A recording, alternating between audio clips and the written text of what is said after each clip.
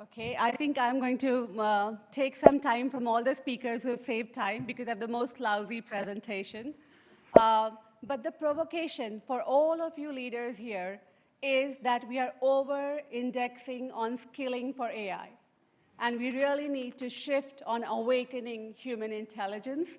And there are three things I want you to take from my 5 minutes. One, the people, teams, and organizations that we're trying to teach, they are living systems.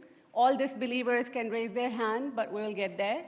Second thing is, what is choking the AI ROI? Or what is choking us in the moment of AI era? And then third is, what are the practical rituals?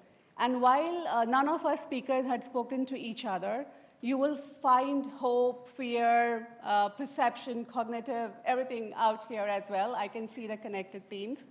So these are the graphs, not to impress upon you. It's not made by me, but AI is cheap, available everywhere, democratizing functional intelligence, winning Nobel Prize in chemistry and physics and maths Olympiad, right? So it's beating every norm of economic values that human can do. So what are we going to be doing this? What is going to be of more value in the AI era? It's the human intelligence, the judgment, the perception, the hope that people were talking about, the cognitive that Bucky was talking about, right? And by awakening human intelligence, I mean how we as an L&D leader are thinking about this human intelligence of the future and not over-index AI skilling, but think about unlocking this in our living systems. This is my guru. Like, he wrote a book, Learning Organization. So a lot of ideas that I'm sharing with you, I've practiced all my life, 2 decades plus. They work 60% of the time. I have a 40% failure rate as well. But in big transformation time, like, pick up the 5th discipline, Learning Organization, but it's really just focused in 3 words, that, it's continuously expanding our capacity to design the future we want. Any one of us individually sitting here for ourselves, our family, our children, our business, what do we want to do? We really want to create that capacity to build a desired future. I don't want Elon Musk, Dennis Haspers, or Anthropic CEO designing the future of the world you and I and our children, our families are going to inherit. Each one of us have agency, and L&D has disproportionate agency. Don't disempower yourself. So. And I am nobody, but Peter Senge is MIT guru, and he studied and researched many organizations, and that's where he said this power exists. So I'm just here to remind you, this is the loop, right? Like, organizations are living systems because an L&D workshop, AI transformation program doesn't decide the outcome. It will not give you the ROI. It will not give you the AI-ready workforce. Systems learn in loop.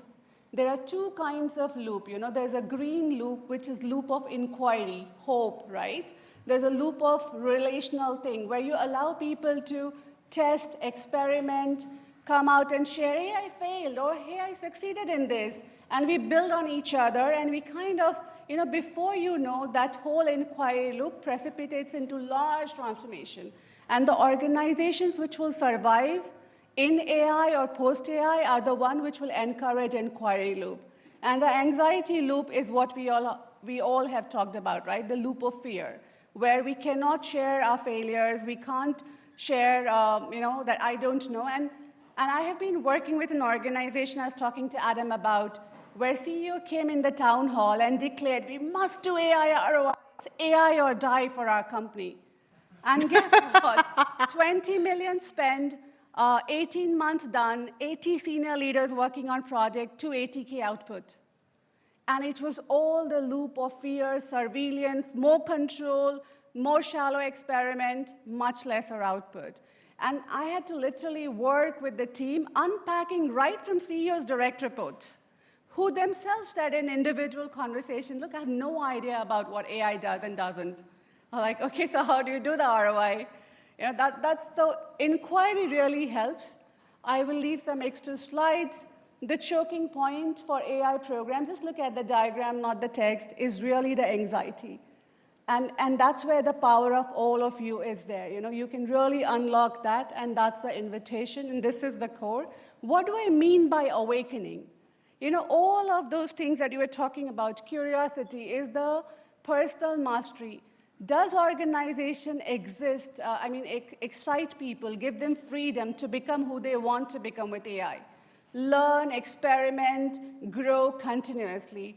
Then we talk about mental models, right? Like, are we courageous enough to explore our own mental models? Is content, workshop, leadership program designs that we are running, are they good as L&D people?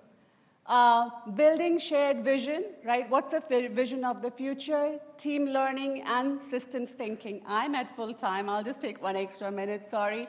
So this is the blueprint.